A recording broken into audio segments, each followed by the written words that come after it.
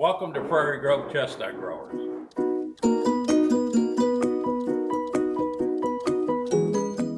A 10-acre chestnut orchard. There's 1,014 trees in here. They're spaced a little close, but that's on purpose. I want to be able to thin the worst trees out over the next 5 years. My goal is to have 600 really good trees at the 10-year point. This tree we're looking at is a 5-year-old chestnut tree. These are all Chinese chestnuts. I get my seedlings I buy from a local farmer in Grandview, Red Fern Farm. We plant them in June, and we have to water for the first year. After the first year, we don't worry about watering. The root system's established. The chestnuts pollinate from June 15th to July 1st, about 2 weeks there. This tree we're looking at here is probably one of the better trees. It's got about 20 burrs on here, which will amount to about a pound of chestnuts. You expect 1 pound on a tree at 5 years. At 10 years, we expect anywhere from 10 to 15 pounds on a tree. So they really take off after the 5-year point. One of the things I did on this orchard, I put an 8-foot fence up around the whole perimeter. And our main competition on growing these trees is deer. And the deer will munch on a tree. If you don't plant them in these tubes, you won't have a chestnut tree. They eat the leaves off. We leave the tube on for about 8 or 9 years. Mainly, they wouldn't need a tube today, but we leave that on there in case deer ever do get in here, especially in the fall when they got their antlers growing. They rub these trees and they'll kill a tree. The squirrels tend to like the chestnuts in the fall. When we get into harvest, we like to harvest the chestnuts at least once a day, try to do it twice a day, especially in the heart of the season, which generally the last 3 days of September and the first 2 weeks of October. That's our very heavy time. That's when 75% of the chestnuts will fall. Burrs get ripe, they'll turn brown, they'll split open here, and they'll release the chestnuts. Most of the burrs have 3 nuts in them, but they can have anywhere from 1 to 7 that I've seen in my trees. And once the tree starts to open up the burr, it's about a 10-day process for them to drop all the nuts off of this one tree here. So this tree will start, next tree down may start 2 days later, but they all take about 10 days from about the time they start to the time they end on each tree. You can see this tree here has a sucker that's grown up. I don't like to cut them off during the growing season because then you're leaving an injured stem, and that's how the bugs get in, and that's how your sickness starts in your tree. So we'll come through in November. I'll cut this sucker down. On our trees in the shelter, there's not a lot of pruning. Sometimes we get a volunteer tree grows up, we've got to cut out. These trees at 20 years should have a circumference, or should have a spread area of 30 to 35 feet.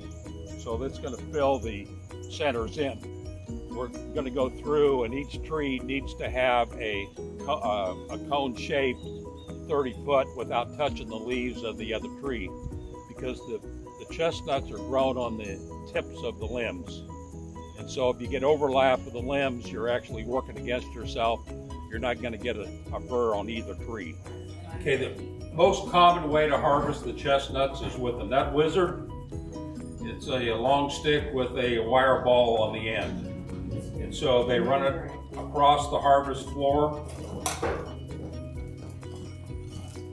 The nuts pop into the wire ball. So we've harvested all the nuts. We put this on a bucket. Then you just take the nut wizard, push it down, and all the nuts fall out. The chestnut's unique. You can't pre-harvest a chestnut. The chestnuts on the tree grow in a burr. And when they're ripe, the burr will open up and drop the chestnuts on the ground.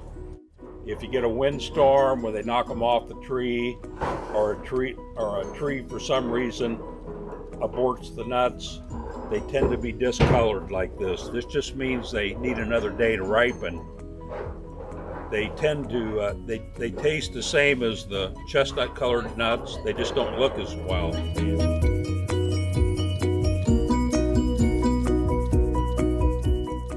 We have 80 growers I work with. They come from a 200-mile radius. They bring their chestnuts in here and I do the processing and marketing. We weigh all the chestnuts. I developed a card here. I put the grower's name on it and the weight. And the way we do it here is that is the weight they get paid on. This is our sorting machine. And this machine is a continuous cycle. We sort in 5 sizes. And we can sort about 1,000 pounds an hour with this machine.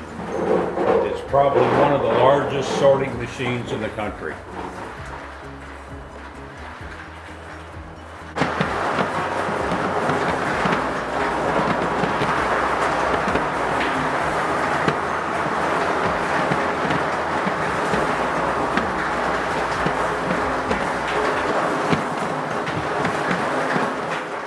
Each container has their own size. These are medium-sized chestnuts here. Do these 10.2 too. So 10.2 between 10. They're about the size of a quarter. These are the large-sized chestnuts, and they're just almost the size of a $50. These are our jumbo-sized chestnuts, and they're our largest one we sell. They're 1.25 inches or bigger. When the growers bring the chestnuts in, I want them clean. So 99% of the growers, they wash the chestnuts. They're free of mud or dirt, leaves, and so I don't have to do it here. All right, this is our cleaning rack. If somebody brings in some muddy nuts, I discount the price, I pay them, and we wash them. But that's pretty rare. You generally clean the small ones, because if there's going to be any dirt, it's going to be in the small chestnut containers. But we pick out the off-colored ones and the small ones and the ones that are damaged. Here we clean them off. If you put them in the cooler too wet, they'll tend to mold. And so we let them dry here first before we put them back in the cooler. There's 2 kinds of bags. The most common is a nylon net bag. It says fresh chestnuts on it. We put the size on it. This bag will hold 25 pounds. When people buy a 25-pound bag, they can put it in the refrigerator. It'll keep for 90 days. And then on our mail order business, package them in a perforated plastic bag that we tie at the top when it's full. This will hold 10 pounds. All right, this is my walk-in cooler. It'll hold about 10 to 12,000 pounds of chestnuts. We bring them in here after they're bagged, before we merchandise them, or we bring them in. You see the totes over here. They came in last night, and I keep all the chestnuts in a cooler until we're processing them here. And it does a nice job of keeping the chestnuts below somewhere between 34 and 40 degrees most of the time. And even then we're in a cooler here, we're going to lose 2 to 3% of our weight over a period of 3 or 4 days. So I try to rotate everything out of the cooler as quick as I can. Very seldom do we have anything in here over a week. We merchandise about 20,000 pounds of chestnut on the internet. We have customers all over the U.S. We're currently in 47 states. But we ship a lot of chestnuts to Houston, Texas, Atlanta, New York City, Boston, Minneapolis, and Chicago. All our orders are either 20 pounds or 10 pounds. If they're either multiples of 20 pounds. So if they order 100 pounds, they get 5 boxes. Okay, our customer base are almost all ethnic minorities that have immigrated to this country that grew up with an experience of chestnuts. And our ethnic groups that might purchase chestnut are the Chinese, the Koreans, the Japanese, the Italians, the Greeks, and the Bosnians. Our buyers roast the chestnuts in their backyard on a grill. And then they put in the refrigerator what they're going to eat in the next 2 or 3 weeks. And then they put in seal-tight baggies and throw them in the freezer, and they'll last for a year.